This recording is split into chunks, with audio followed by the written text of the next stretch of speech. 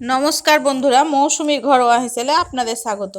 আজকে আমি করে দেখাচ্ছি সুজির বরফি। সুজির বরফিটা কিভাবে করছি আপনারা দেখতে থাকুন। প্রথমে কড়াই বসিয়েছি, কড়াইটা গরম হলে দিয়ে দিচ্ছি বড় চামচের 1 চামচ ঘি। ঘিটা ভালো করে গরম হয়ে গেলে এবার দিয়ে দিচ্ছি 2 চামচ বেসন।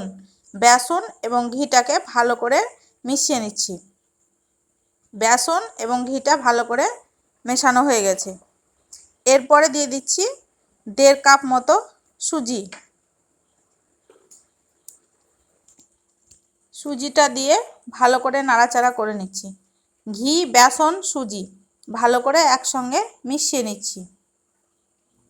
লাল লাল করে ভাজার দরকার নেই, এরকম ভালো করে মিশিয়ে নিলে হবে। মেশানো হয়ে গেছে, এবার কড়াইটা আমি গ্যাসের ওভেন থেকে নামিয়ে রাখছি। এরপরে একটা সসপ্যানে করে আমি দিয়ে দিচ্ছি 1 কাপ চিনি এবং 2 কাপ মতো জল।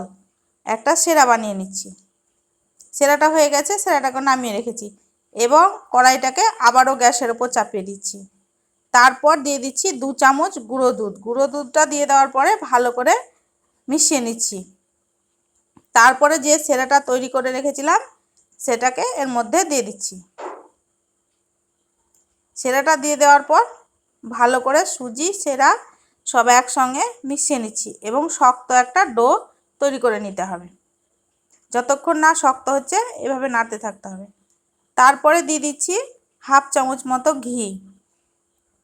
ঘিটা দিয়ে ভালো করে নেড়ে নিচ্ছি এবং সবশেষে দিয়ে দিচ্ছি এলাচ গুঁড়ো। এলাচ গুঁড়োটা দেওয়ার পরে আবারও ভালো করে নেড়ে নিচ্ছি। খুব ভালো করে শক্ত করে নিতে হবে।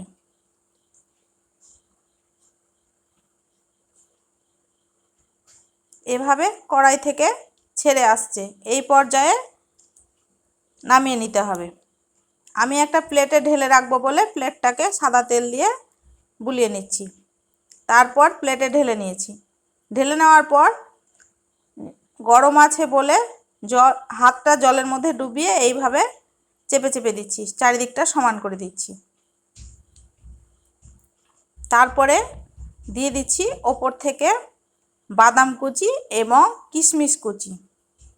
বাদাম এবং কিশমিশটাকে হাত দিয়ে এইভাবে ছড়িয়ে দিচ্ছি এবং একটু চেপে চেপে দিচ্ছি যাতে ভালো করে সেট হয়ে যায়। এই পর্যায়ে এটা আমি 1 ঘন্টার জন্য রেখে দিচ্ছি ঠান্ডা হওয়ার জন্য। ভালো করে ঠান্ডা হয়ে গেছে। এরপর এটাকে আমি পিস পিস করে কেটে নিচ্ছি। আপনারা চাইলে যে এরকমভাবে শেপ দিবেন, আমি এইরকম চারকোনা চারকোনাভাবে শেপ দিয়ে নিচ্ছি। তারপরে এইরকম ছুরির ডগাটা দিয়ে তুলে নিচ্ছি। সুন্দরভাবে প্লেট থেকে ছেড়ে আসছে। এরপর একটা প্লেটে সাজিয়ে পরিবেশন করছি। আমার চ্যানেলটি ভালো লাগলে লাইক করবেন, শেয়ার করবেন, সাবস্ক্রাইব করবেন, কমেন্টে জানাবেন কেমন হয়েছে। ধন্যবাদ।